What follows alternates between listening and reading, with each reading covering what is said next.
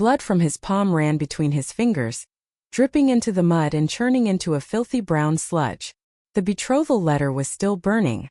Flames licked the gilded names, curling them inch by inch into black ash. Lin Wanyin still held her fingers in the pose of striking a match, that smile on her lips, the one he'd known for 3 years. Only now it was aimed at someone else. She nestled into Chun Chen's chest, resting her chin on his shoulder like a cat that had finally found its home. A bastard like you thinks he can deliver a betrothal letter? Her voice wasn't loud, but it carried perfectly to every ear in the courtyard. You're dirtying the Chun family's ground. Chun Yu knelt in the rain. Shards of shattered porcelain bit into his knees. He looked down at his punctured palm, the hole glaring back at him like a blood-red eye. The rain kept hammering down, washing the wound into a diluted pink. Over 20 people stood in that courtyard, and not one of them made a sound. Chun Chun wrapped an arm around Lin Wanyin's waist. His leather soles crunched over the still smoking remnants of the betrothal letter. "Cousin," he said, bending down and patting Chun Yu's cheek. "Your old man fished you out of a trash heap 20 years ago. You ought to be grateful by now." Chun Yu didn't move. He was still staring at the hole in his palm. The blade had gone in through the back of his hand and punched out the other side. He'd heard every detail, the knife scraping past bone. The blood took 3 full seconds to surge out, hot and thick before the rain cooled it. "All right." Chun Chun straightened and pulled a check from his pocket, letting it flutter down in front of him. 500,000. "I'll take that old house your old man left you. Take the money, get out of Jiangcheng, and don't let me see your face again." The check landed in a puddle. The ink bled instantly. Chun Yu reached out, not for the check, and gathered the ashes of the betrothal letter into his palm. The ash was still warm, slipping through his fingers with the rain.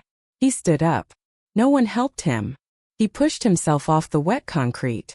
The porcelain shards in his knees ground deeper as he rose.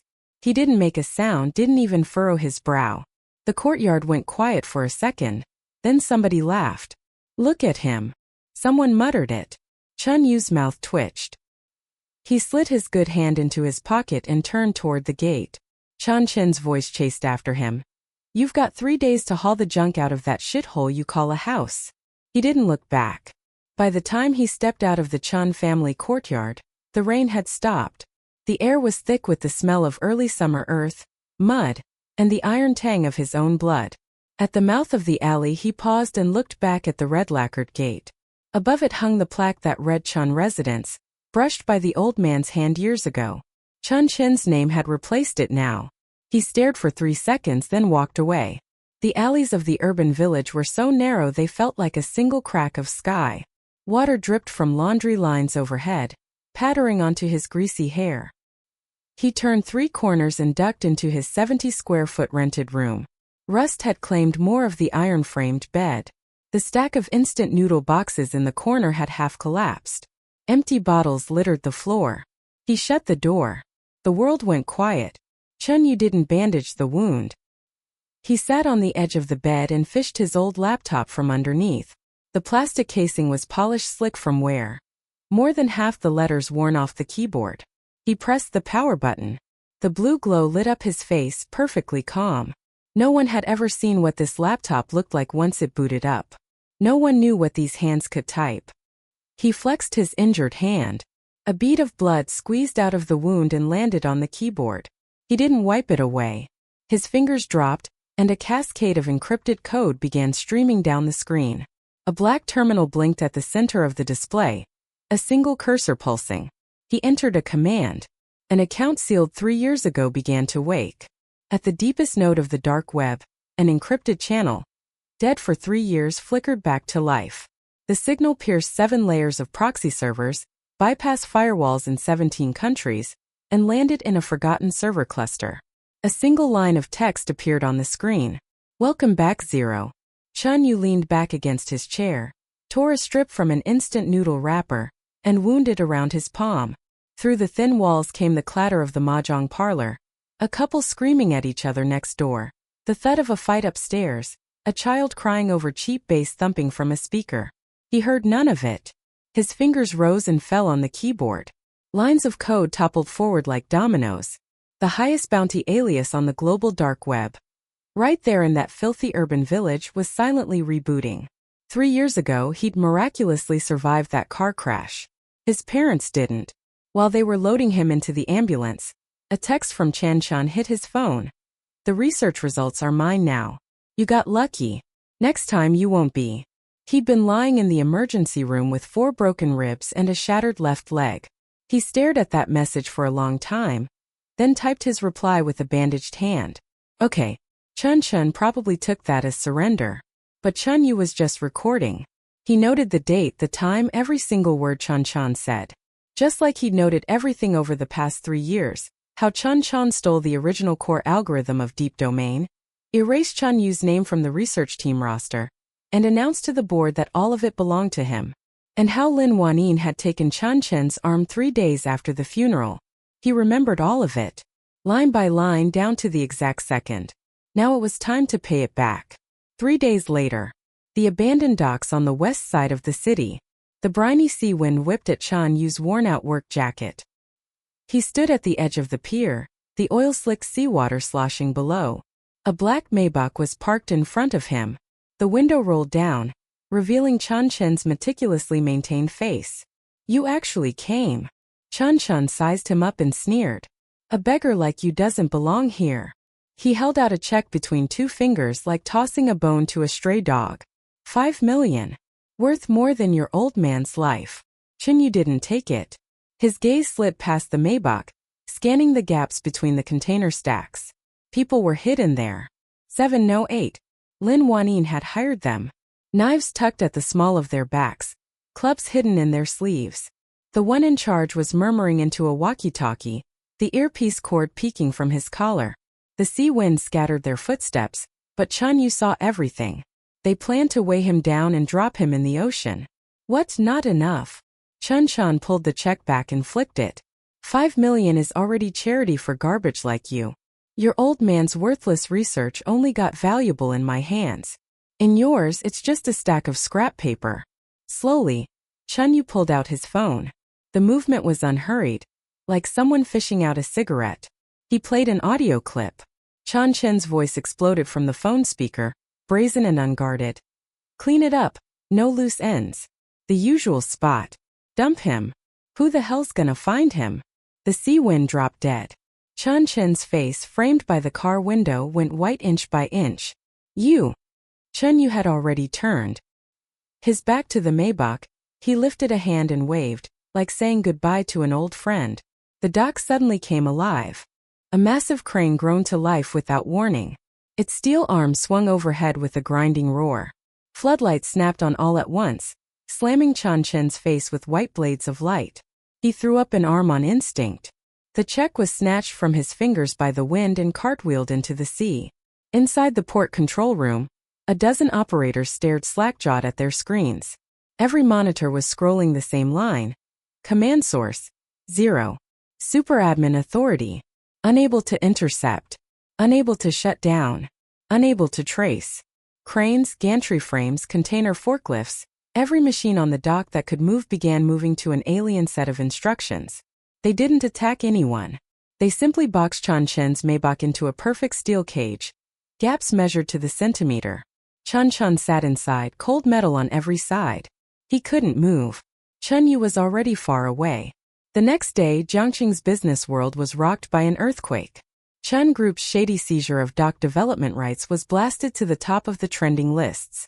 Key evidence, internal meeting recordings, bribery transfer logs, on-site footage of violent demolitions, landed simultaneously in the inboxes of 37 major media outlets. No signature. The sender was an untraceable burner address. Financial news channels looped the story. Reporters swarmed the Chun Group tower. In front of the cameras, Chun forced a composed expression, claiming a competitor was behind the smear, and that lawyers had been retained. But the hand holding the microphone was shaking. His eyes kept darting toward his phone. Stock prices were in freefall, down 18% in 10 minutes. He had no idea who was pulling the strings. That night, Cloud Summit Club, a top-tier private auction, was in full swing. Chun Yu showed up at the door in faded, washed-out jeans. Security blocked him. A hand was shoved toward his face. Where'd this street rat come from? You think this is a place you can walk into? Chinyu didn't move. Behind him, a voice trembling with deference cut through the air. Mr. Chun, your private box has been prepared. The club's president was bowing at the waist, sweat beading on his forehead. He jogged the whole way, hadn't even had time to button his suit jacket. The security guard's hand froze midair. Every notable in the room turned to watch the bum, being personally escorted by the president toward the elevator. Chun Yu's work jacket still had rust stains from the dock on it. His canvas shoes were split open. The president acted like he saw none of it, bowing as he pressed the elevator button. Chun stood in the crowd, a glass of red wine in his hand. He watched Chun Yu step into the elevator, watched the president push the button for the top floor, the only diamond box with a view overlooking the entire auction hall. His fingers tightened on the stem of the glass. Lin Wanyin, standing beside him, couldn't keep her smile on her face either. The auctioneer's voice trembled as he announced the final piece. A Rukiln Celadone lotus bowl, lost for a century, the only one of its kind in the world. Opening bid 30 million. Chun lifted his paddle first. 50 million. Someone followed at 60. 80 million. Chun's paddle hand was steady, his voice even. He needed to win here to prove to everyone that the Chun family was still the Chun family. In the corner, the curtain of the diamond box stirred. Chun Yu raised a hand, lazy. 100 million. A hush fell over the room. Then Chun laughed loud. A broke loser waving a paddle for fun? You think you've got the money? Chun Yu didn't answer, didn't even look at him. He just slid a card across the table into view. The card was black. No markings, nothing but a fine dark pattern that refracted under the lights. Nobody recognized it, but the bank president did. He had been sitting in the VIP section. The moment he saw that card, he shot up like he'd been electrocuted. 3 strides, then he was bent over it, fingers trembling as he verified. This is, his voice was shaking, a sovereign unlimited card. Only 3 of them exist in the world. Absolute silence swallowed the room. The wine glass in Chun's hand shattered. Shards bit into his palm. Wine soaked his custom-tailored lapels, dark red spreading like blood. He felt no pain. He only felt himself plummeting. Lin Wanyin's face went paper white. Chun Yu's fingertip traced the rim of his teacup. His tone was as flat as if he were discussing the weather. This piece, he said. I'm buying it to breed mosquitoes. Nobody dared laugh. When Lin Wanyin helped Chun out of the club, he vomited in the parking lot. 3 days later, the International AI Summit convened at the Jiangcheng Convention Center. Chun took the stage with his brand new Tian shoe system, all pomp and polish. He spoke with practiced ease, claiming a breakthrough past the Turing test, true cognitive intelligence. The PowerPoint slides clicked forward. Charts and data gleamed. The audience applauded thunderously. Lin Wanyin stood in the spotlight on his arm, radiant. She wore a royal blue gown and a diamond necklace he'd just given her. As the cameras pointed at them, she tilted her face slightly, catching her best angle. Q&A session began. The first few questions were planted softballs. Chun fielded them smoothly, dropping a few English technical terms, drawing nods from the crowd. Then someone in the corner raised a hand. It was a man in a janitor's uniform, cap pulled low, hiding most of his face. He was huddled in the back row, in the corner like a forgotten pile of rags. Security started moving toward him, but the summit chairman shot up from his seat so fast he knocked over his water bottle. He shouted into the microphone, voice cracking. Let Mr. Zero speak. Pandemonium. Every neck in the room swiveled toward that corner. The huddled janitor took off his cap, revealing a young, composed face. Chun Yu stood. The reflective stripes on his coveralls caught the dim lights. He walked toward the podium. His pace was unhurried. His canvas shoes made no sound on the carpet. Chun's face cycled through 3 colors in 3 seconds. Red, white, gray. Lin Wanyin stepped backward. Her heel caught a seam in the stage floor. She nearly stumbled. Chun Yu reached the podium and pulled a USB drive from his pocket. No ceremony. He plugged it in and clicked open a folder. The giant screen changed. Raw code flooded the display, spreading across the entire wall, line after line. Every line had a timestamp. The earliest date was 3 years old. The coding style, the annotation habits, the variable naming conventions, anyone in that room with technical knowledge could see it was identical to the Tianshu system. No, Tianshu was identical to this code. But Tianshu had deleted some things and sloppily patched others. Like a bad forger scraping off the artist's signature and stamping his own seal on top. Chunyu didn't speak. He typed, "Live attack and defense demo." In 30 seconds, Tianshu was totally paralyzed. Its firewall shredded like tissue paper. Core modules were stripped one by one. All its data began flowing back into the USB drive Chunyu had plugged into the podium. The audience was breathless. Chunyu looked over the stunned titans of academia. His voice was as sharp and clean as a knife slicing through ice. The plagiarist couldn't even be bothered to change the annotations. Lin Wanyin stumbled backward, knocking over a chair behind her. The screech of metal legs against the floor was jarring in the silent hall. Chunyu's gaze slipped past her bloodless face and landed on Chan Chun. What you stole was only the open-source beta. He pulled the USB drive, pocketed it, and picked up his work badge from the podium. The photo on it was his. The name field just had a temp janitor ID number. He turned and walked off the stage. Behind him, Chan Chen's Tianshu system went black on the giant screen. A single line of white text pulsing in the center. 404 not found. Outside, the sunlight was glorious. Shen Jiwei leaned against the car, waiting for him. She wasn't wearing her lawyer's robe today. Just a white blouse with the sleeves rolled to her elbows, exposing her slender wrists. Her phone was wedged between her ear and shoulder, and she was talking fast. That's right, all evidence synced and notarized. File the infringement claim high. He can afford it. She hung up just as Chunyu reached the car. How'd it go in there? Fine. Shen Jiwei glanced at him, the corner of her mouth curving. You're fine usually means someone got wrecked. Chunyu opened the door and got into the passenger seat. Outside the window, the convention center shrank behind them. The building's billboard still carried the giant poster for Tianshu. Chan Chan with arms crossed, chin slightly raised, the picture of a winner. The poster gets swapped tomorrow, Shen Jiwei said, starting the engine. I just talked to their marketing director. Chunyu made a noise of acknowledgement. As the car entered the tunnel, Shen Jiwei's phone rang again. She answered, listened for 10 seconds, then hung up. The Securities Regulatory Commission just launched a surprise inspection at Chen Group. The short selling's already started. Chunyu said nothing. He turned to look out the window. The tunnel lights slid backward one by one like shooting stars in reverse. His reflection in the glass showed his own face, and the scar across his palm, still stitched and raw. The tunnel was long, but there was light at the end. The next day, Chen Group headquarters. Blinking red numbers tracked the collapsing stock price on every trading terminal. The traders were losing their minds, frantically calling, pounding keyboards, shuffling funds, but nothing stopped the selling frenzy. Over their headsets came a cold voice. Said only one word. Clear out. The candlestick chart dove like a kite with its string cut, plunging into the abyss. Chan Chan smashed every display in his office. His fist came away bloody. The screens fractured into spiderwebs. He was panting when the phone rang. An automated voice from the bank, repeating the same line over and over. Your loan is overdue. Please repay immediately. He smashed the phone too.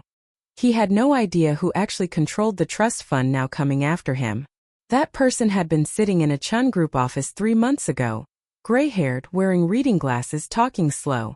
Chan Chan had found him inconvenient and fired him on a pretext.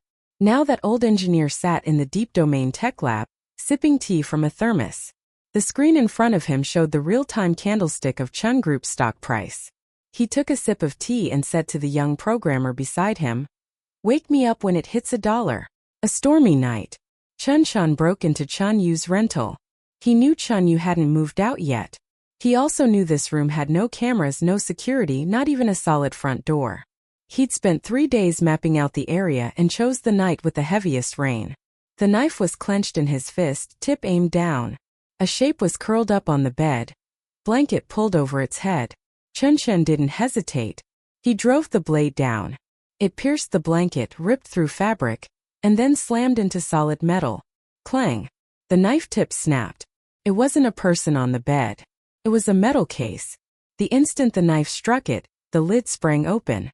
A seam of blue light spilled out, then expanded into a full holographic projection in the air. The image was crisp enough to show every single raindrop. 3 years ago. A highway. A black sedan in motion. The surveillance angle was awkward, but it clearly showed a figure crouching beneath the car, pulling out a tube. The brake line. The figure stood up and turned, looking straight at the camera. It was Chun. Chun-yu stood by the window. Rainwater slid along his jaw. In his hand was a small remote control. His thumb rested on a red button. He pressed it. The LED screen on the building across the street lit up. It covered an entire wall, the biggest outdoor advertising space in Jiangcheng. Right now it wasn't playing luxury ads. It was scrolling a list. Money laundering pathways for Chun Group. Corporate espionage records. Evidence of transferring assets overseas. Internal documents on a fatal forced demolition. The full investigation report on the car crash. And finally a recording. Chun Chen's voice laying out a plan to wipe out an entire family. Sirens wailed, growing closer. Chun crumpled against the wall. The knife dropped from his hand, clattering on the floor. His mouth opened but no sound came out. Down in the alley, a woman knelt in the rain. Lin Wanyin was soaked through, her delicate makeup smeared into a ghastly mask. When she saw Chun-yu emerge from the building, she lunged forward and grabbed the cuff of his pants. I was wrong back then. Her voice kept breaking in the rain. He lied to me. He said you'd never rise again. I had no choice. My family was in debt. Chun-yu bent down. He slipped the engagement ring off her finger. Decent diamond, 2 carats, bought by Chun. He bounced it in his palm once, then flicked it through the grate of a storm drain. The ring pinged off the iron bars and dropped into the black depths below, making no sound. It's dirty now. He straightened up. A large black umbrella extended over him, blocking the downpour. Shen Jiwei held it with one hand, the other holding a sealed evidence bag with the document inside. The court-issued search warrant, she said. Approved overnight. Chun-yu took the bag and turned toward the alley's end. Behind him, Lin Wanyin's sobs were swallowed by the rain, by the sirens, by all the other meaningless noise of the world. 1 month later. Jiangcheng High Court.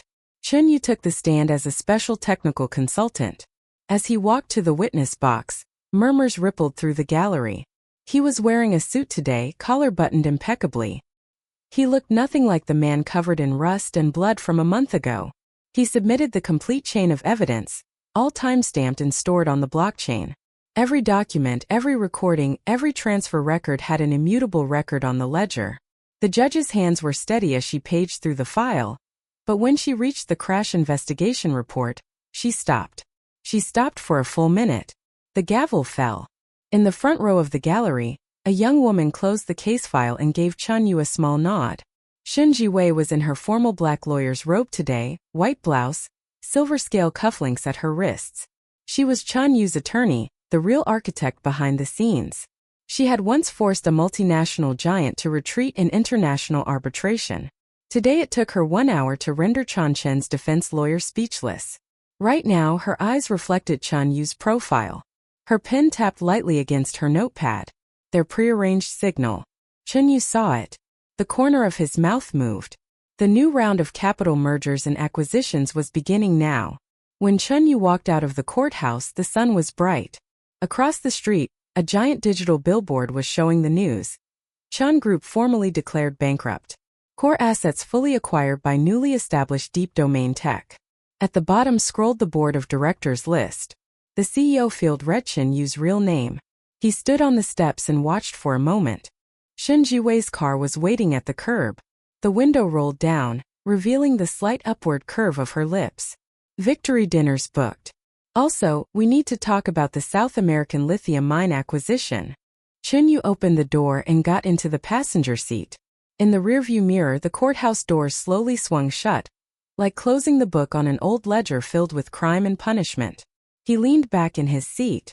The streetscape raced backward outside the window. Shen Jiwei steered with one hand and passed him a tablet with the other. Swiss Bank just confirmed.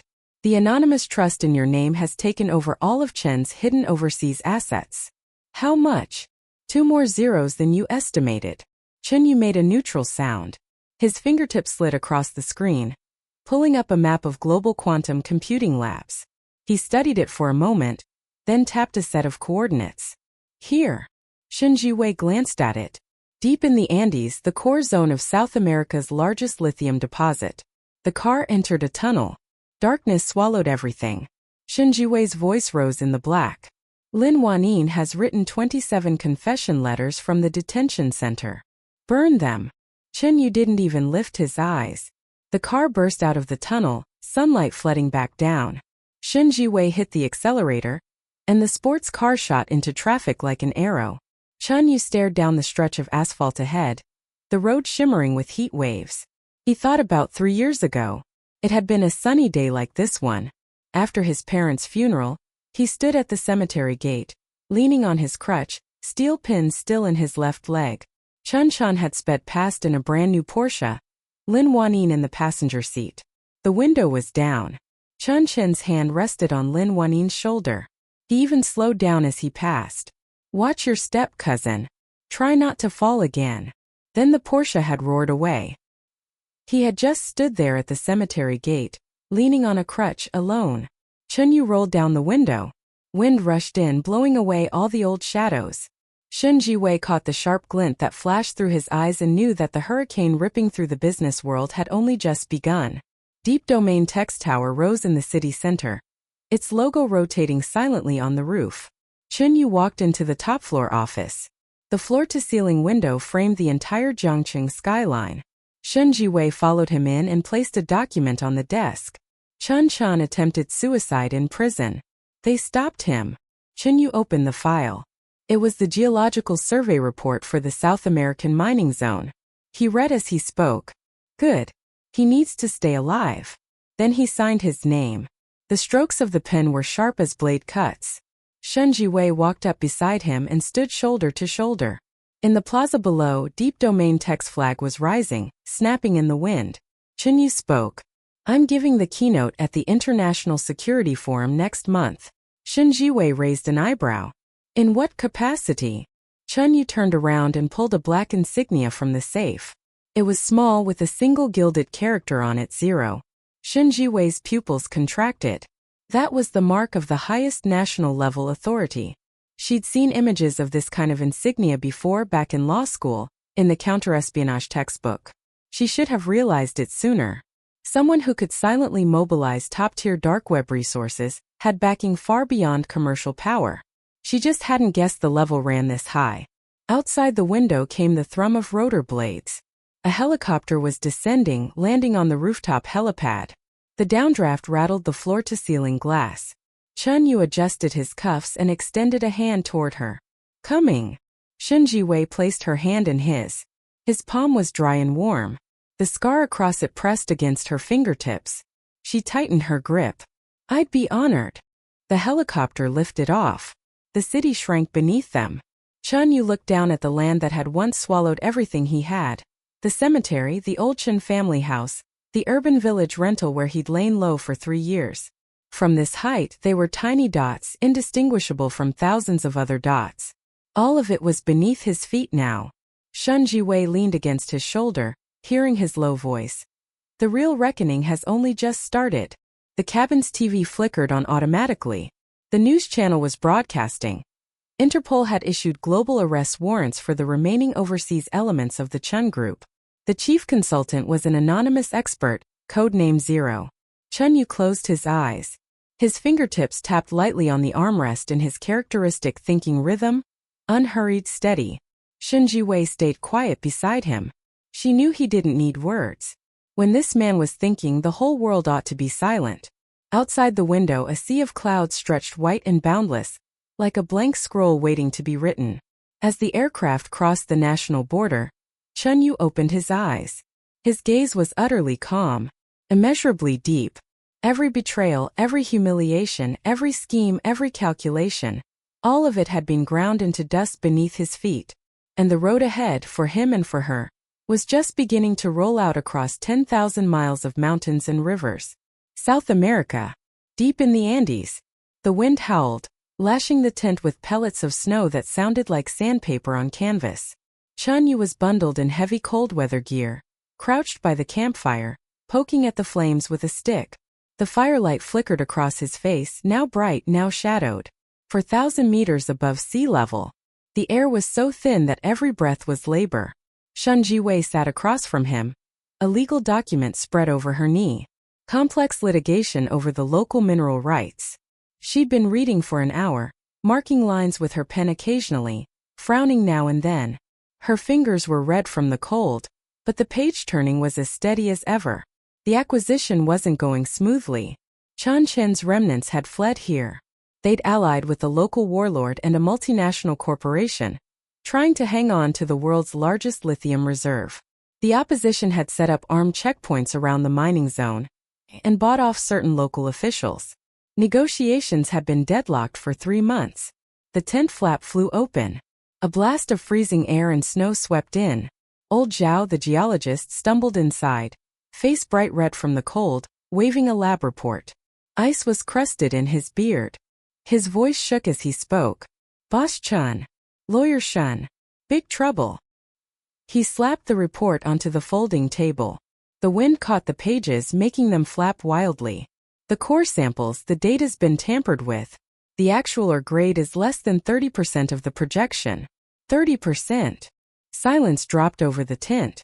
The accompanying engineers exchanged glances, faces darkening. If this was true, then the multi-billion-dollar acquisition was a colossal trap. All the upfront investment, capital, equipment, manpower would be completely wiped out. Shun Jiwei set her document aside, a slight crease between her brows. When she spoke, her voice was utterly composed, no trace of panic. Where's the data source? Old Zhao slapped the table in fury. The camp server. Somebody remotely hacked it last night. Professional job. They cleaned up every trace. Left only a taunting mark. He pulled out his phone and showed a photo. On the screen was a skull, black with red glowing eye sockets. 2 letters sat beneath it, CC. Chun Chen's mark. The man was in prison, but his hand had reached over 17,000 kilometers. Chun Yu didn't speak. He rose and walked to a military-grade laptop in the corner. This machine had come with him from home and never left his side. He inserted a custom hardware key. The screen lit up. His fingers dropped to the keyboard and turned into blurs. The screen didn't show a normal code interface. It was a 3-dimensional, rotating global network topology. Nodes connected by lines of varying colors, representing different tiers of data flow. He swiped across the screen with his fingertips, zooming in, pinpointing. Shun Jiwei stood behind him, watching those nodes of light scatter and gather under his fingers. Half a minute later, he'd locked the attack source. 50 kilometers from the camp. A makeshift military outpost. Satellite imagery showed an abandoned silver mine, but thermal scans had revealed a dense cluster of signal sources. The warlord's communications hub. He gave a cold half-smile and typed in a command. The command was simple, only a dozen or so characters, but its execution rippled outward like a stone dropped into a still pond. Every electronic device in the tent blue screen simultaneously. Old Zhao's laptop, the engineer's tablets, even the digital thermometer on the tent wall flickered. Then every screen lit up with the same blood-red text. Original data restored. Intruder identified.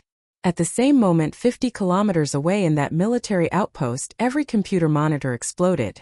Not a metaphor, they physically blew. The electrical surge blew the capacitors. Sparks shot out the back of the displays. Operators shrieked and jumped backward. Then the power system followed. First the lights died. Then the backup generators went. Diesel generators fully fueled, circuit boards completely intact, but they simply refused to start. The entire outpost plunged into absolute darkness. Only a few cell phone screens glowed weakly, illuminating faces frozen in terror. Chun Yu closed the laptop, walked back to the campfire, and pulled a compressed ration biscuit from his pack. He started chewing slowly. The biscuit was rock hard. He took a bite and chewed for a long time. Old Zhao and the engineer stared at him dumbfounded. Everything had happened so fast, their brains hadn't caught up. The ore grade is fine. Chun Yu's tone was as flat as talking about instant noodles. The other side tampered with the data source. I've restored the original data. Just reprint the report.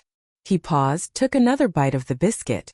Also, their outpost power grid is now offline. Communications too. It'll take them about 3 days to fix. Old Zhao's mouth opened, closed, opened again. In the end he said nothing. Just looked at Chun Yu with an entirely new expression. It was the same look the bank president had worn at the Cloud Summit Club. The same look everyone at the AI Summit had worn. A ghost of a smile crossed Shen Jiwei's lips. She said nothing and went back to her documents. Just another day in the life of Zero. She'd stopped being surprised. That night, the camp returned to normal. The engineers reprinted the reports. The ore grade data matched the original survey exactly. The deposit wasn't just intact, it was 15% richer than anticipated. An even bigger surprise came after midnight. The leader of the largest local opposition group posted a video on social media. This man had immense influence among the mining communities and indigenous tribes. Both the warlord and the multinational had tried and failed to buy him. Now he sat in front of the camera weeping. "My people, I made a mistake." He spoke in Spanish, his voice hoarse. "Someone paid me to oppose the Deep Domain Tech project. They told me it was foreign plunder, imperialist invasion. I believed them. But..." The video cut to footage of a recording. An officer under the warlord was negotiating with the multinational's representatives, discussing how to falsify environmental impact reports, how to forcibly relocate opposing indigenous families, how to sell the mineral rights at a cut-rate price to a foreign consortium. They are the true plunderers. The video continued, revealing transfer records, secret contracts, and full recordings of attempts to bribe members of the exploration team. Every piece of evidence was crystal clear. Every timestamp aligned. The traffic source for this video was an anonymous account named Truth_0. The next morning, the provincial government of the mining region was forced to hold an emergency press conference. The governor himself stepped forward, announcing a full review of the mineral rights transaction and formally inviting Deep Domain Tech to act as an independent third-party supervisor for the entire process. Chun Yu and Shen Jiwei stood atop a snowy peak, watching helicopters ferry batch after batch of equipment and personnel into the heart of the deposit. The sun rose behind the snow-capped mountains, flooding the ridges with gold. Shen Jiwei adjusted her scarf, her breath pluming white in the frozen air. Softly she said, "With this move you didn't just break their game. You handed the local government a favor. Things will go a lot smoother here from now on." Chun Yu gazed out at the endless chain of peaks. "Favors aren't what matter. Control is." He paused. "Also," he added, "let certain people know that even from a prison cell, their arms can't reach this far." Shen Jiwei turned to look at him. The dawn light carved out his profile, jaw set tight. Inwardly she sighed. This man wasn't seeking revenge. He was sanitizing, removing everything that shouldn't be there. When they returned to Jiangcheng, Deep Domain Tech's new headquarters tower had become the most prominent landmark in the entire city. But there were always undercurrents beneath the calm surface. Chen Chun was still busy in prison. After his failed suicide attempt, he'd been transferred to a special cell with 24-hour surveillance, monitored even when he used the toilet. But he'd still found a way. A mysterious female lawyer began making frequent visits, always carrying thick stacks of legal documents. Ciphers were hidden in those papers. Using them, he remotely commanded his scattered remnants and began rallying Chun Yu's other enemies. The first to surface was Zhou Mingde, a member of the National Academy of Sciences, respected in the field, once hailed by the media as the father of Chinese AI. He'd thrown his support behind Chen Chun because he'd taken massive research sponsorships from Chen Group, over 80 million yuan in 3 years, funneled into offshore accounts under relatives' names. After Chen Chen's fall, Zhou Mingde panicked. Fearing he'd be implicated, he decided to strike first. He organized a closed-door symposium on AI ethics and originality, roping in several senior academicians, and planned to publicly question the technical origins of the deep domain system. The angle was insidious, not questioning functionality, but hinting that its technical pathway might involve non-compliant conversion of military technology. It was a poison-tipped arrow. If it stuck, every deep domain product would face a national security review, and the commercial future would vanish overnight. The invitation arrived at Deep Domain Tech headquarters. The PR director held that gilded card with trembling fingers. Boss Chun, this is obviously a trap. Should we decline? Chun Yu scanned the name list and gave a soft laugh. Go.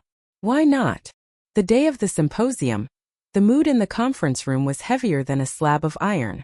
Zhou Mingde sat at the center of the dais, flanked by 5 white-haired senior academicians. Their speeches came one after another, each more severe than the last: suspicious technical origins, development speed defying normal parameters, core algorithms bearing military characteristics, special review procedures required. The audience below, media and peers alike, mostly stayed silent as mice. Some texted under the table. Some pretended to take notes. Nobody dared openly refute. The combined weight of these big-name scholars was crushing. Chun Yu sat in the corner of the front row. He wasn't wearing work clothes today. A dark gray suit, white shirt, no tie. He looked clean-edged and sharp, like a freshly honed blade. When it was his turn to speak, he didn't go to the podium.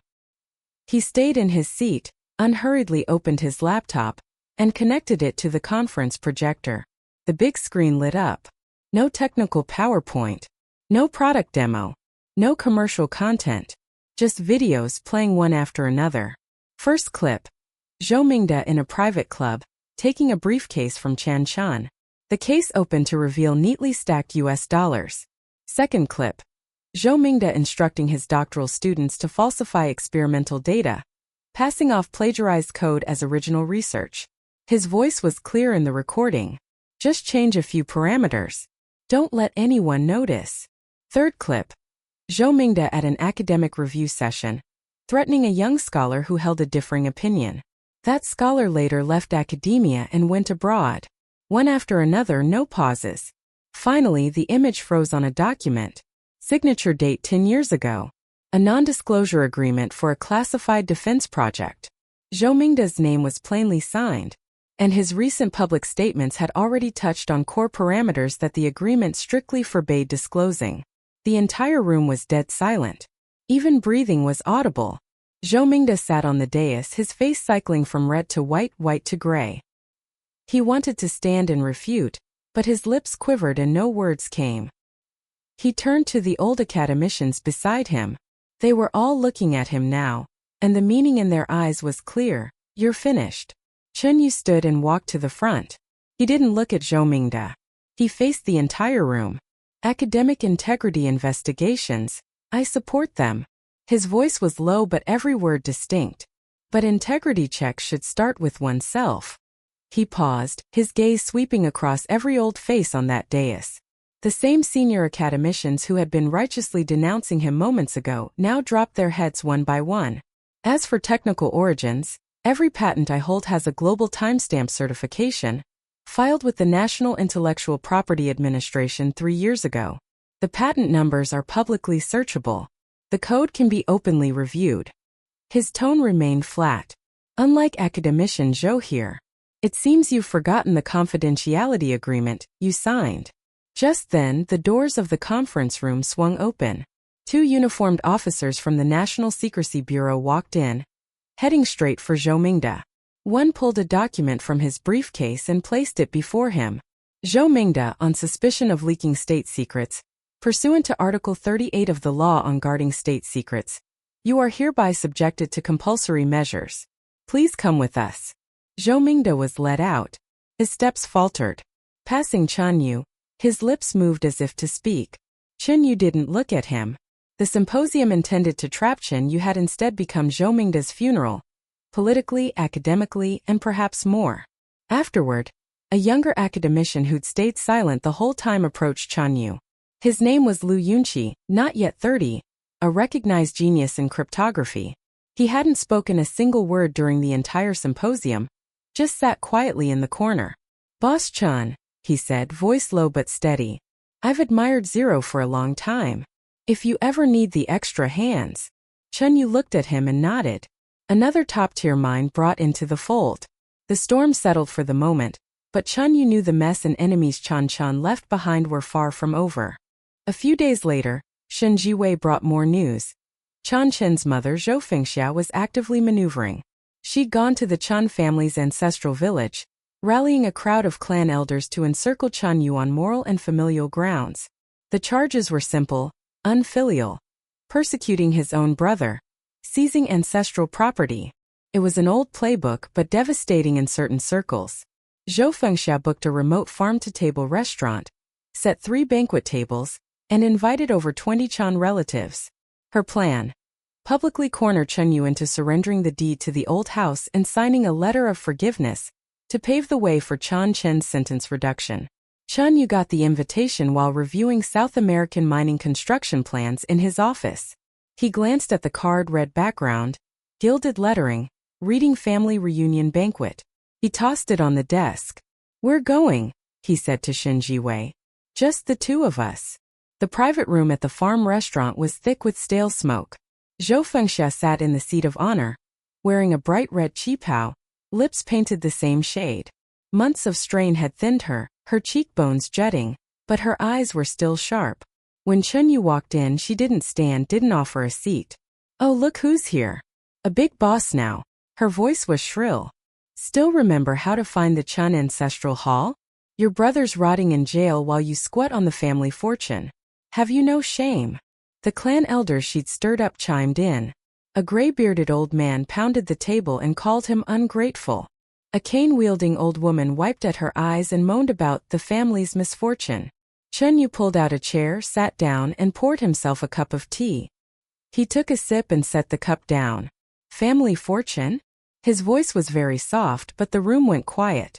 "The assets under Chan Chen's name, including proceeds of fraud, theft, and attempted murder, have already been lawfully confiscated." He spoke slowly. "What family fortune is there?" Zhou Fengxia slapped the table. The teacups jumped. "Bullshit. That's our Chan family foundation. You little bastard." She choked mid-sentence. Because Chun Yu had pulled a document from the folder he was carrying and slid it to the center of the table. It was a yellowed property deed, the paper brittle with age, the creases nearly splitting. The stamp dated it to 1947. The name on the deed: Chun Weigua, Chun Yu's grandfather. Beside it, he placed a DNA paternity test report. The test date was 3 years ago. The testing agency was the Provincial Public Security Bureau's Forensics Center. The conclusion: probability of direct lineage between Chun Yu and Chun Weigua, 99.99%. Chun Yu's gaze swept across every rigid face in the room. The original deed to the Chun family house, filed in 1947, names my grandfather Chun Weigua as the owner. This paternity test proves I am Chun Weigua's biological grandson. He pushed a third document onto the table: early household registration records and a witness deposition. As for Chan Chen, his biological father is Lu Ergo, a doc thug Zhou Fengxia was involved with before marrying into the Chan family. This is supported by the midwife's testimony and early registry records. Do I need to bring the midwife here for a face-to-face? A dead, ringing silence filled the room. You could hear a fly. Zhou Fengxia shot up like a scalded cat, shrieking, lunging for the report. "You're lying. Slandering us. All of this is forged." Her hand never reached the paper. A slender, elegant hand pressed it down. Shin Jiwei had moved beside Chun Yu without anyone noticing. She pinned the documents, her other hand holding up her lawyer's license. "Madame Zhou, defamation, under Article 246 of the criminal law, can be prosecuted, for aggravated circumstances, up to 3 years imprisonment." Her voice was cool and clear as a jade chime. "Additionally, everything you've just said has been recorded, to be submitted as evidence." Zhou Fengxia's hand froze in midair. Chun Yu took another slow sip of tea. "The title to the old house was legally transferred to my name by my father 20 years ago. Procedures were lawful, taxes paid in full. You're welcome to check with the housing authority." He set the cup down and stood up. "As for the house you're currently living in, it was purchased by Chan Chan with illicit funds. Those assets are currently being liquidated. Do I need to remind you when to start packing?" Zhou Fengxia collapsed into her chair. Her finger, with its bright red nail polish, trembled as she pointed at Chun Yu. Her lips quivered and quivered, but no words came. The clan elders who had been so aggressive moments ago were now intently studying the dishes in front of them. One man held his wine glass but didn't dare drink. Another gripped his chopsticks, frozen. The gray-bearded old man had somehow shifted his chair half a meter back. The old woman with the cane dabbed at her eyes with a handkerchief, not a single tear falling. The clan ambush had turned into a one-woman show starring Zhou Fengxia. When they left the restaurant, the setting sun was painting the eaves of the old Chen house in gold and crimson. The house had stood empty for 3 years. Moss had grown on the stone steps. Chen Yu stood at the gate for a while. Shen Jiwei stood half a step behind him, silent. "Get someone to restore this place tomorrow," Chen Yu said. "Turn it into Deep Domain's historical archive."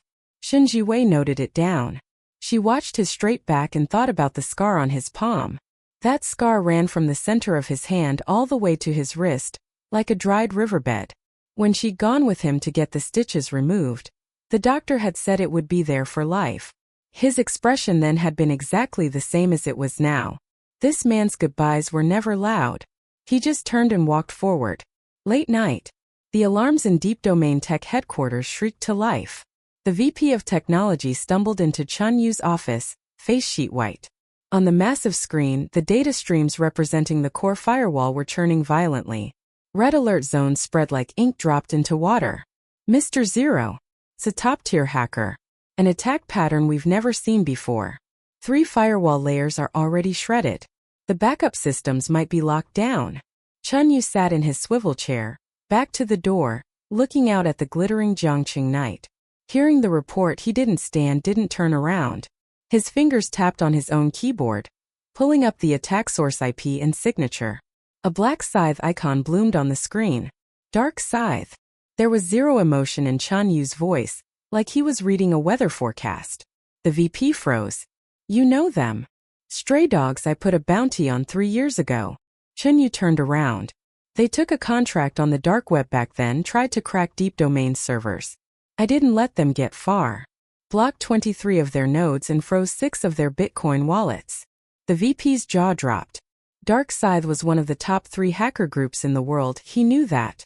What he hadn't known was that Chun Yu had already beaten them bloody 3 years ago. Chun Yu didn't activate the company's defense grid. He took a metal rod, similar to a USB stick, from his pocket and plugged it into his computer's port. The screen went black. Then a spinning black scythe icon appeared. Identical to the attacker's mark, but deeper, denser, like a black star.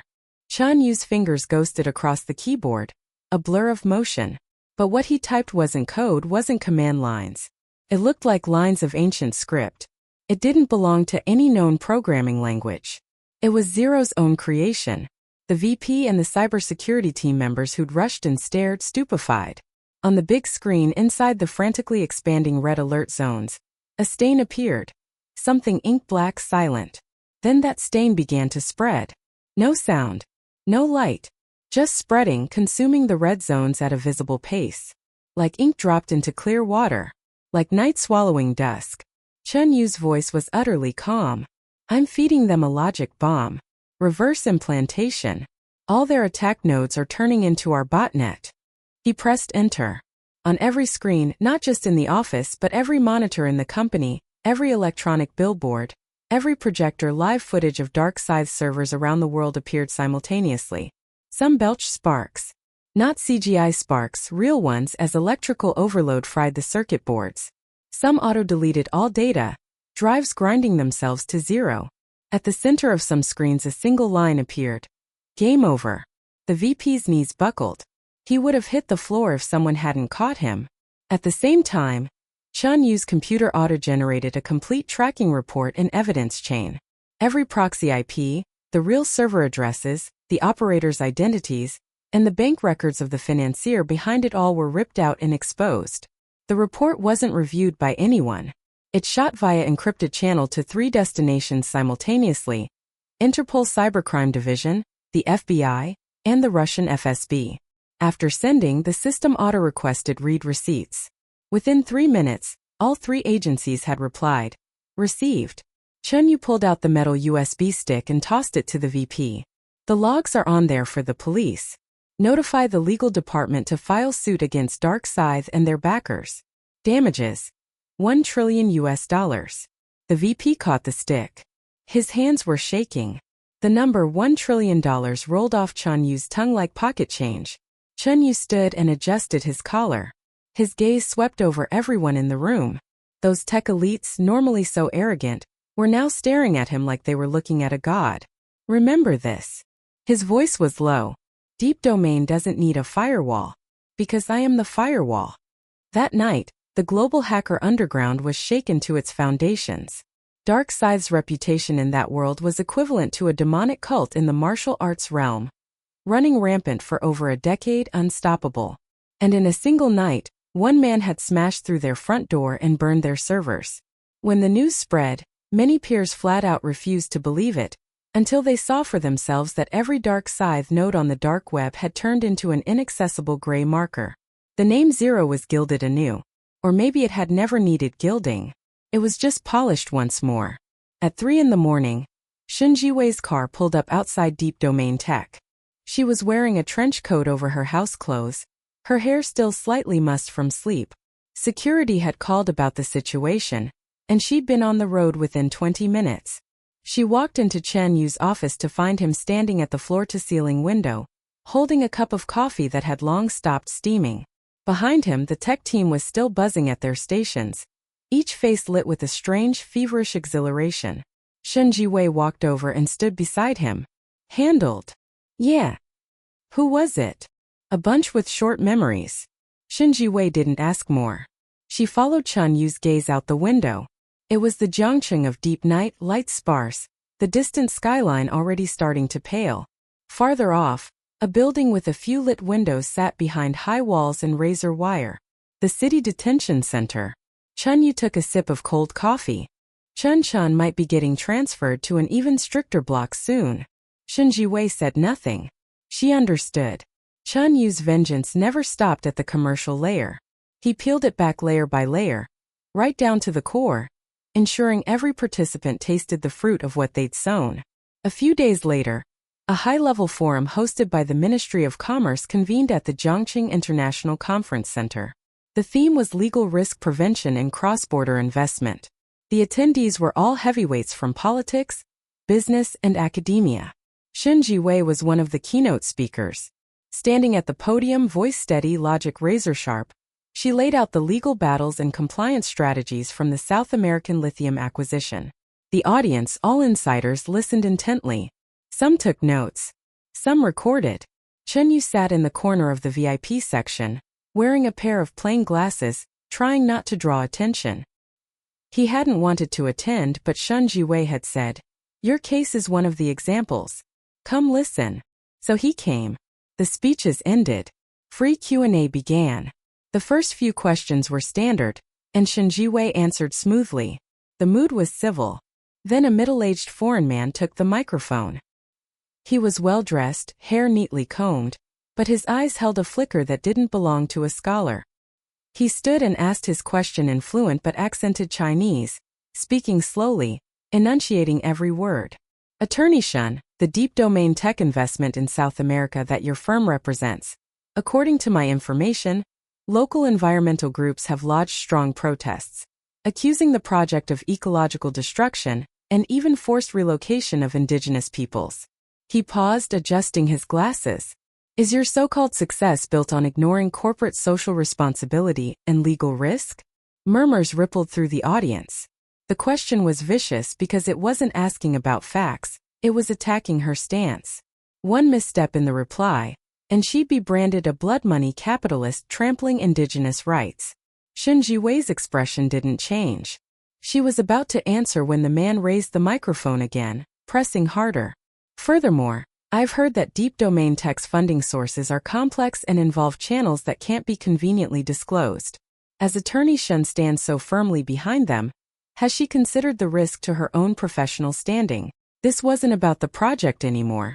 It was about Shun Jiwei herself, questioning her ethics in front of everyone. Chun Yu set down his water bottle, took off his glasses, and stood up. He didn't head to the podium. Instead, he walked to the interpreter's booth in the center of the hall and picked up another microphone. He spoke. Flawless, crisp Cambridge English. First, let me correct 2 of your errors. The room fell silent. 1.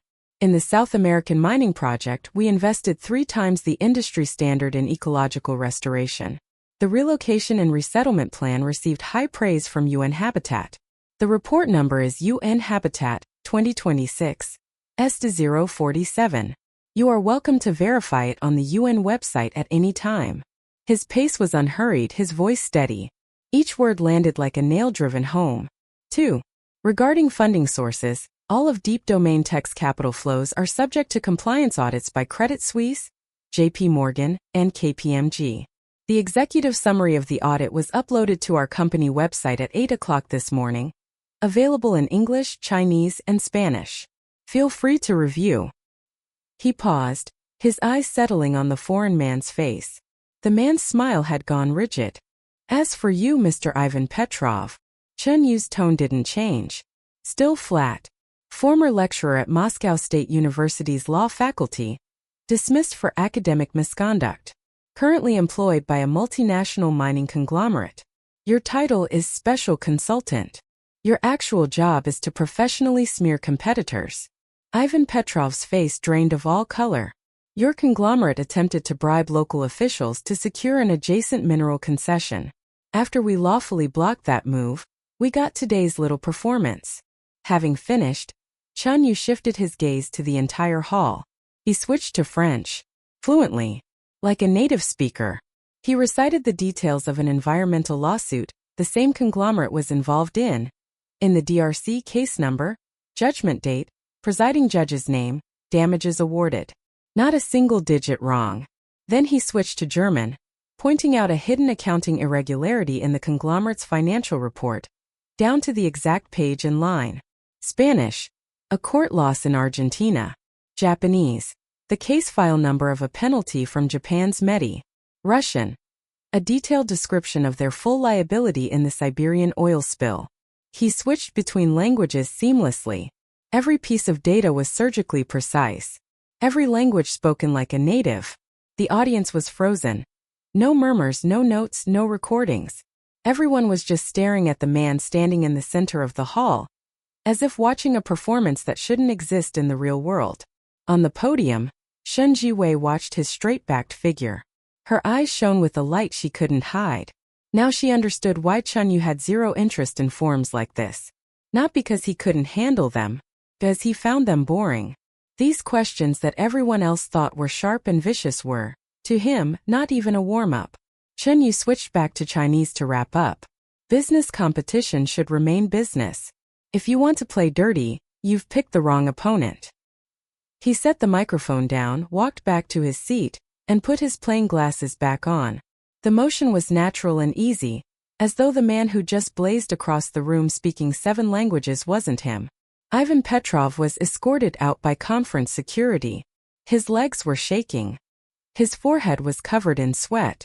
It was later confirmed that he had been sent by Chan Chen's overseas remnants and a business rival, flown in specifically to cause trouble.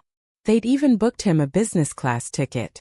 After that, no one dared casually question Deep Domain Tech's compliance or Chan Yu's capabilities. And Chan Yu's display of linguistic prowess and global perspective was discussed in legal and financial circles for a long time. Someone counted how many languages he'd switched that day, 7.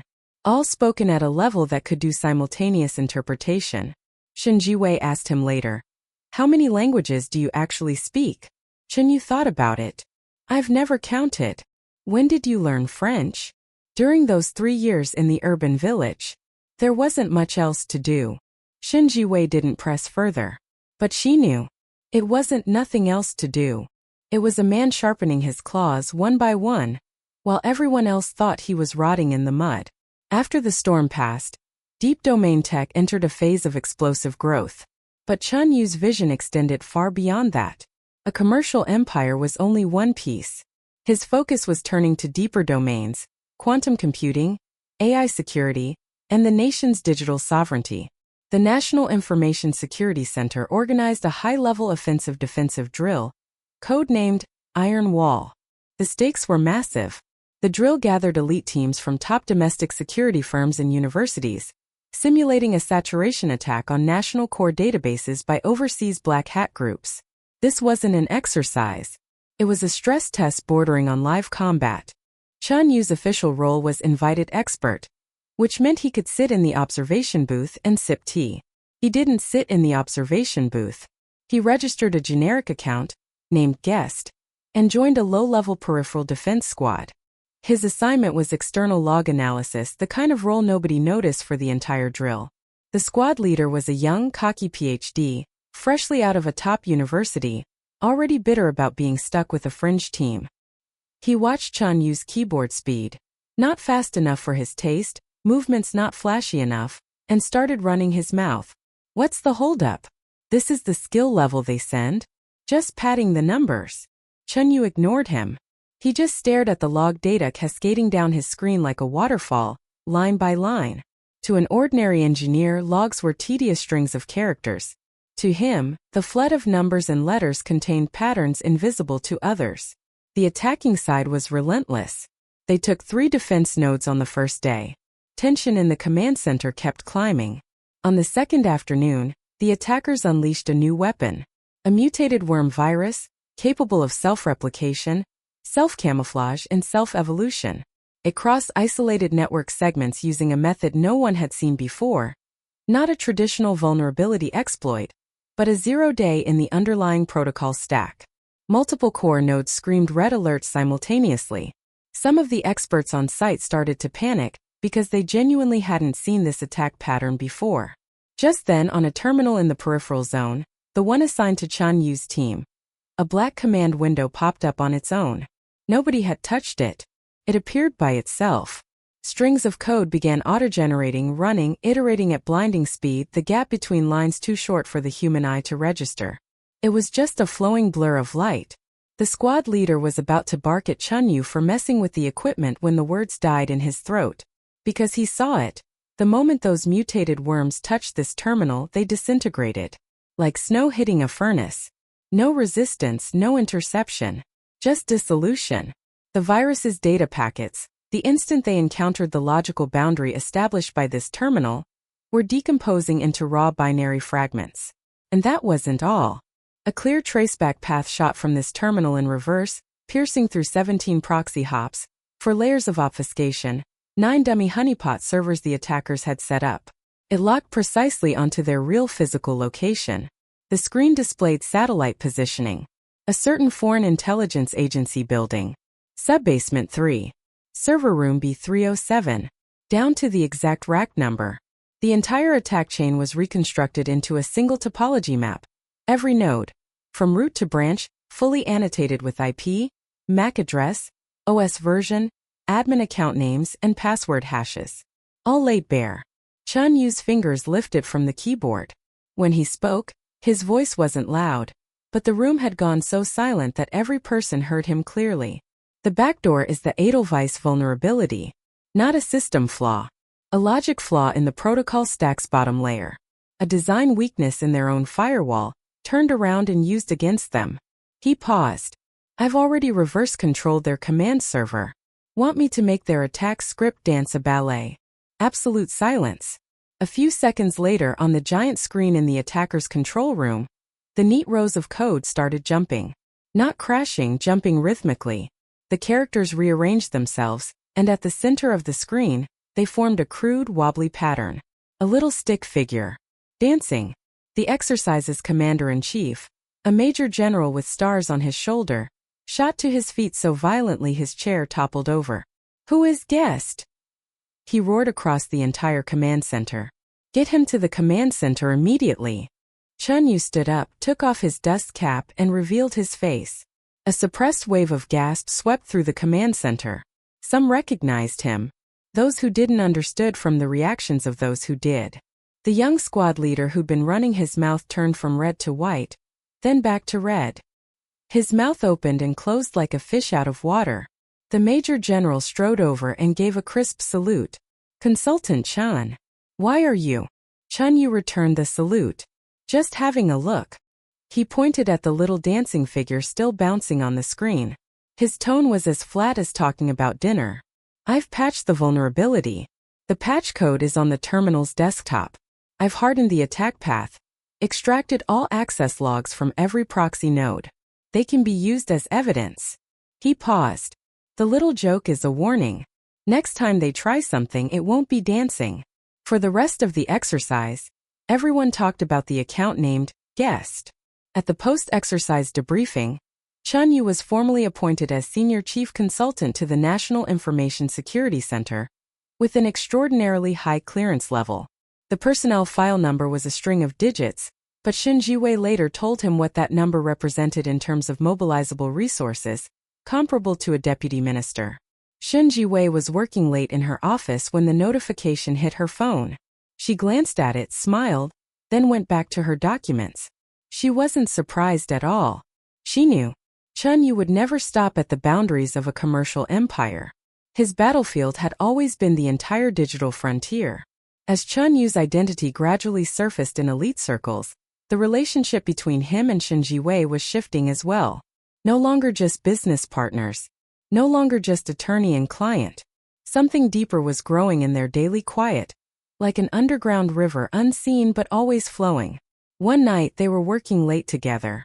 When they finally left the office building, it was past 2 in the morning. The entire tech park was empty, just street lamps and moonlight. Shen Jiwei's heels clicked on the pavement, crisp and rhythmic. Chun Yu suddenly stopped walking. He pulled a small velvet box from his pocket. He opened it. Inside wasn't a ring. It was a chip, barely the size of a fingernail, silver gray, refracting a fine, intricate pattern under the moonlight. It looked like a meticulously cut metal bead. What is it? A key. Chun Yu placed the chip in her palm. The physical key to all of Deep Domain's core data, including Zero's identity verification port. It's offline, no signal emission. It only activates when close to a designated reader. It's coded to your biometrics, fingerprint, iris, voiceprint. Triple factor. Shen Jiwei's fingers gently closed around that small, cold, hard point of contact. The chip's edges were smooth, not sharp. Giving this to me. Aren't you afraid I trust you. Chun Yu cut her off. His gaze was deep and steady. Like I trust myself. Shen Jiwei said nothing. She held the chip in her palm for a moment, then pulled a thin silver chain from her bag, threaded the chip onto it, and clasped it around her neck. The chip rested against her collarbone, cool at first, then warming quickly.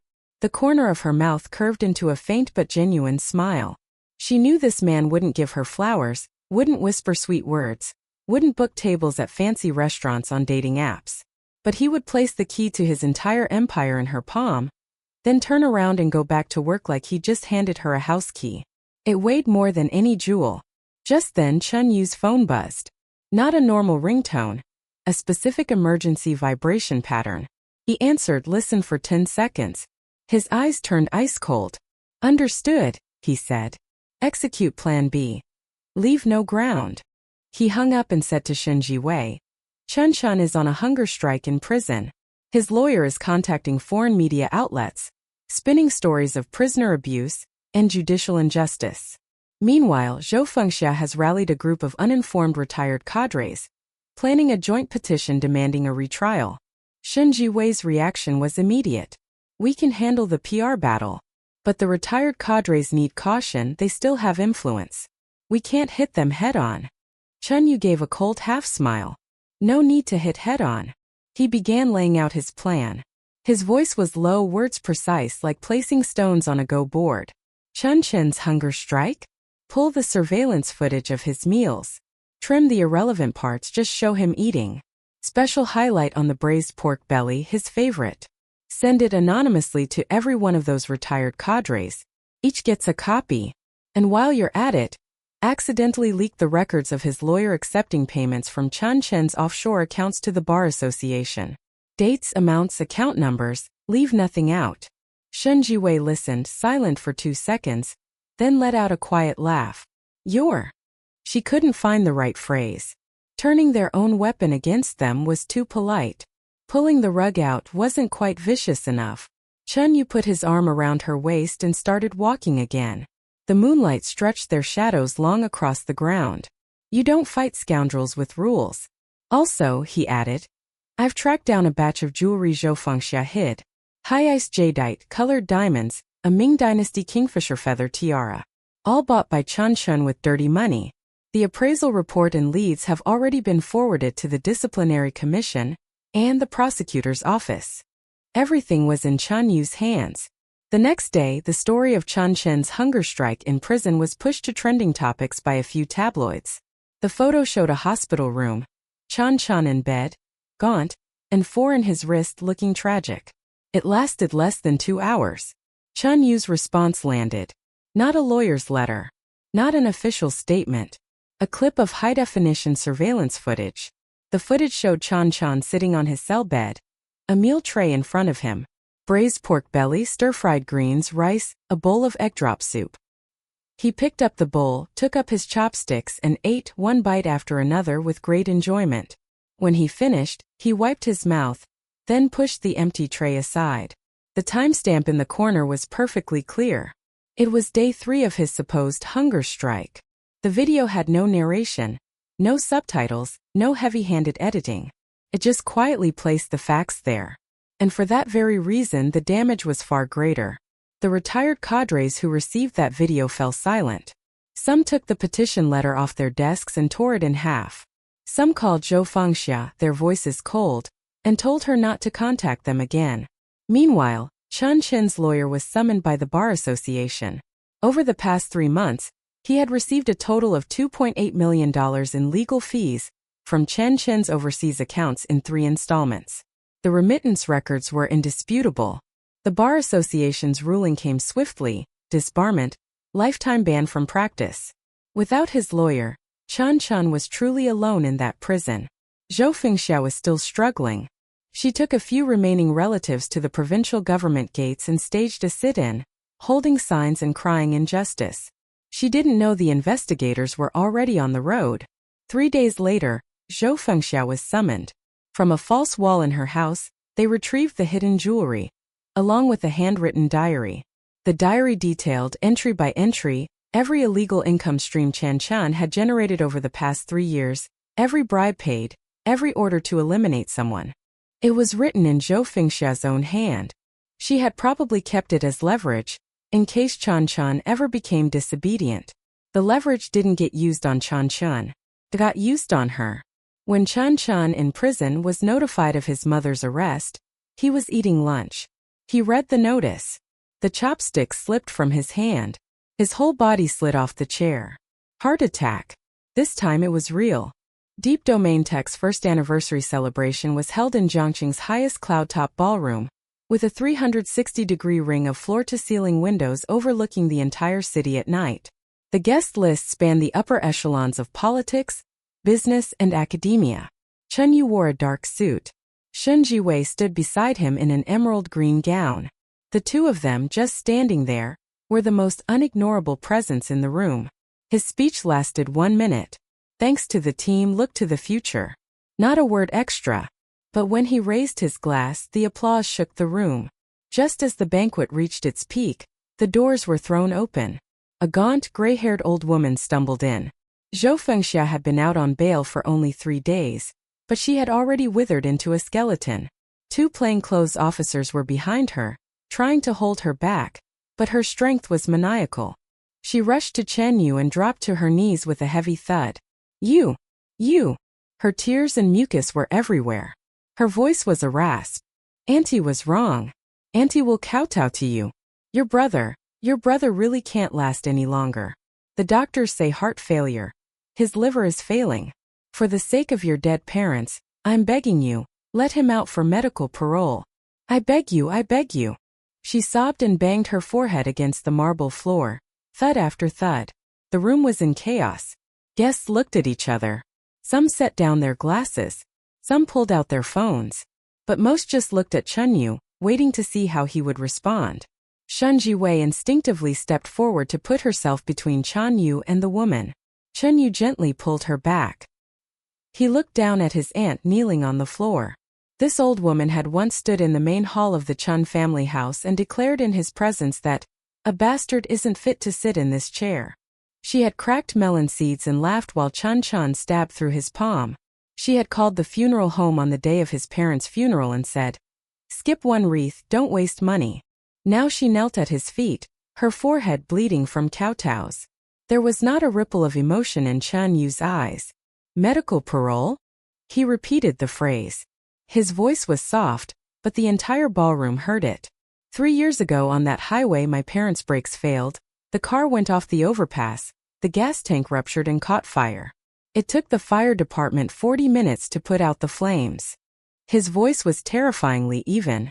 Did anyone think about letting them live back then? Did anyone give them even a sliver of a chance? He reached into the inner pocket of his suit, pulled out a photograph, bent down, and placed it gently in front of Zhou Fengxia. It was a photo from the crash scene.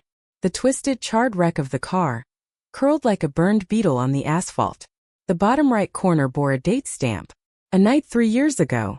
Every time you beg mercy for Chen Chen, you remind me of exactly how horribly they died. Chen Yu straightened and looked around the room. Not a single person dared meet his eyes. The law judged him. Not me. I, Chen Yu, do not pardon unforgivable crimes. I do not forgive those without a repentant heart. He looked back down at the woman on the floor. As for you, concealing illicit assets, obstructing justice, assembling a mob while out on bail, multiple charges combined. Go home and wait for your extended sentence. He waved a hand. The 2 plainclothes officers stepped forward and dragged Zhou Fengxia out. Her wailing echoed in the hallways for a long time before the elevator doors shut and cut it off. The ballroom was so silent you could hear a pin drop. Chen Yu lifted his glass. His tone returned to normal as if nothing had happened. My apologies for the disturbance. Let the banquet continue. The music resumed. Waiters threaded through the crowd with trays. The guests gradually resumed their conversations, but the look in everyone's eyes had changed. They no longer saw a young business titan. They saw a presence that inspired a bone-deep awe. Under the table, Shun Jiwei took Chen Yu's hand. His fingers were a little cool, but as soon as she touched them, they gently curled around hers. She said nothing. She didn't need to say anything. A month after the celebration, Chen Chen died in prison. The official report said sudden heart failure. Resuscitation failed. Less than 2 hours from onset to pronouncement. When the news reached Chen Yu, he was playing chess with Shun Jiwei. Go. 19 by 19 board in the endgame. Chen Yu held black, Shun Jiwei white. The board was tight. His phone rang. He answered, listened for a few seconds, said got it, and hung up. He set the phone down and placed a black stone. Checkmate, he said. It wasn't called checkmate in Go, but that's what he said. Shun Jiwei looked up at him. Outside, the twilight was sinking. His face was half in light, half in shadow. The lines of his profile were knife-sharp. Does it feel any better inside? She asked. Chen Yu was silent for a long time. Long enough that the black and white stones blurred together in the dusk. The pain doesn't go away, he said. But debts are paid. A life for a life. That's the law of heaven. He raised his head and looked out the window. The last embers of sunset were fading. The city lights were switching on one by one. My road's still long. It won't stop here. And indeed his road was long. Chen Chen's death was the end of a chapter, not the book. Under Chen Yu's leadership, deep domain tech continued to surge forward, breaking new ground in quantum computing, AI, clean energy, biotech, and rapidly entering the top 10 global tech companies by market cap. Chen Yu himself, beyond the mantle of business giant, added 2 more identities unknown to the public: a specially appointed national security consultant, and the de facto controller of an anonymous charitable foundation that never made headlines. Shun Jiwei was now Deep Domain Tech's chief legal officer and board secretary, and the only person on the board who dared openly oppose Chen Yu in meetings. Once, over a legal clause in an acquisition, they argued in the conference room for 40 minutes, to the point where people outside were sweating. 20 minutes later, they went to the cafeteria together. Halfway through the meal, Shun Jiwei stole the last sweet and sour spare rib off his plate. He didn't react at all. Lu Yunqi, the cryptography prodigy who had sought him out at the symposium, now headed the quantum encryption project at Deep Domain Labs. Last month he cracked a problem that had stumped academia for 8 years. His paper was published in Nature. When the reporters interviewed him, he said, "Our boss taught me the approach." They asked who the boss was. He just smiled and said nothing. Old Zhao was still stationed at the South American mine. He sent weekly email updates. The end of every email read the same. Or grade holding strong with upward trend. Rest assured, Boss Chen. One weekend night, Qin Yu and Shen Jiwei stood on Deep Domain Tech's rooftop observation deck. The city lights unfurled beneath them like a galaxy. The night breeze came off the river, carrying the dampness of water and the faint scent of night market cooking fires in the distance. Shen Jiwei leaned against Chan Yu's shoulder. Softly, she said, "Remember when you just come out of that urban village? You were like a lone, wandering wolf." Chan Yu tightened his arm around her. The clean scent of her hair reached his nose. Faint, the smell of laundry soap, not perfume. She never wore perfume. "I remember. But now I have a home." A warmth bloomed in Shen Jiwei's chest. She lifted her chin and kissed him on the jaw. He hadn't shaved perfectly. It was a little prickly. She wrinkled her nose, then kissed him again. The moonlight poured down, drawing their two shadows out long and merging them into one. The silhouette swayed slightly, but its roots held utterly firm. Every betrayal, every humiliation, every plot, every calculation. All of it had become the staircase beneath their feet. Those who had tried to put him in the ground, one in prison, one in the morgue, one in a detention center, and the rest scattered, tasting the fruit of what they had sown in their own corners. And the road ahead, for him and for her, was rolling out toward even farther horizons. The global map of quantum computing labs still hung in his office, several coordinates circled in red. The South American lithium mine had just produced its first batch of battery-grade lithium carbonate. The new energy plant in Europe received its environmental permits last week. The photovoltaic station in Africa had just been connected to the grid. And there was another map, more classified, locked in the safe. It marked the critical nodes of global cybersecurity and the known strongholds of overseas hacker groups. The red lines on that map changed every day, pulsing like a living neural network. The legend of Zero circulated simultaneously through the dark web and the national security domain. Some said it was a team. Some said it was a program. Some said it didn't exist at all. Just an urban legend someone made up. Very few knew the truth. Zero was real. He was 26 years old. He lived in Jiangcheng. He'd kept the stray cat he brought from the urban village. He drank his coffee without sugar. When he worked late, he ate instant noodles. He had a scar across his left palm that ran from the center all the way to his wrist, like a parenthesis that would never close. Inside that scar, the rust and iron smell of that rainy day 3 years ago was still embedded. But he hadn't thought about that rainy day in a long, long time. Chun Yu stood at the floor-to-ceiling window of his top-floor office, looking down at the city he had seized, inch by inch, and now held in his palm. The night was thick. A sea of a million lights sprawled below. His phone buzzed. A message from Shen Jiwei. Switzerland confirmed. The last hidden account was frozen at 3 p.m. All Chun overseas assets at zero. He read it and set the phone down. The window glass mirrored his face. Calm as still water. Unfathomably deep. All the accounts he'd settled, all the debts collected, all the dust trampled beneath, all of it had sunk to the very bottom of that stillness. He turned, took his jacket from the rack. Time to go home.